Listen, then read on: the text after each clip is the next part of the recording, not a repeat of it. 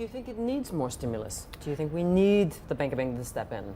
Well, I think this is the difficulty for someone like Mark Carney is he can't stand by and do nothing if the market is repricing growth. And it seems that the bond market certainly is repricing the outlook for the growth in the UK, perhaps down to zero, possibly worse. And under those circumstances, to stand by would be tricky. The difficulty is how much a base rate cut or potentially some form of quantitative easing could actually have, how much of an effect that could have when we've already got a very levered consumer and we already had an underlying slowing down in terms of business confidence and output numbers.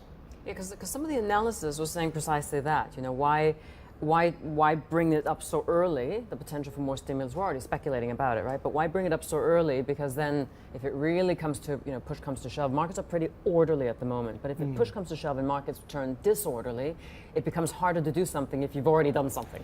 Well, I think perhaps Mark Carney is learning a little bit from the Mario Draghi playbook here, which is the degree to which one can credibly commit to some action where it needed, the more one can preemptively calm markets. And let's look at the facts.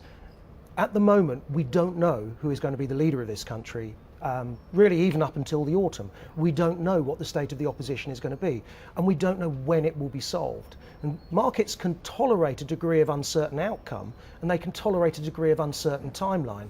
Put the two together, and it's difficult to see that markets will be able to remain this calm for that entire period. So I think actually Mark Carney's suggestion that he stands by ready to act where he to need to, and to be looking at the outlook for the UK economy preemptively is what one would expect from a major central bank governor. In 5 days, on the 5th of July, the candidate with the least amount of support, the Conservative candidate with the least amount of support, is eliminated via a vote, and then the winner is announced on September the 9th. That's what we know so far. If we see more stimulus in the form of, what would they do, bond buying? I mean, again, do they want to push yields even lower?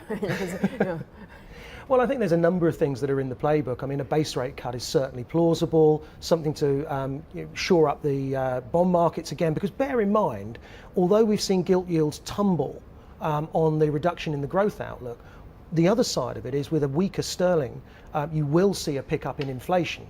And now, the issue is that for an international bond buyer, and bear in mind, a quarter of the gilt market is owned by overseas investors, those forces of rising inflation but falling growth, sooner or later, rising inflation starts to bite. And there's also the question mark over the ratings outlook. And we saw that gilts actually underperformed on the day when we had the downgrade from AAA to AA. And we're still on a negative watch with S&P and with Fitch. As a result, sooner or later, there's a risk that gilts run out of friends in the international bond markets.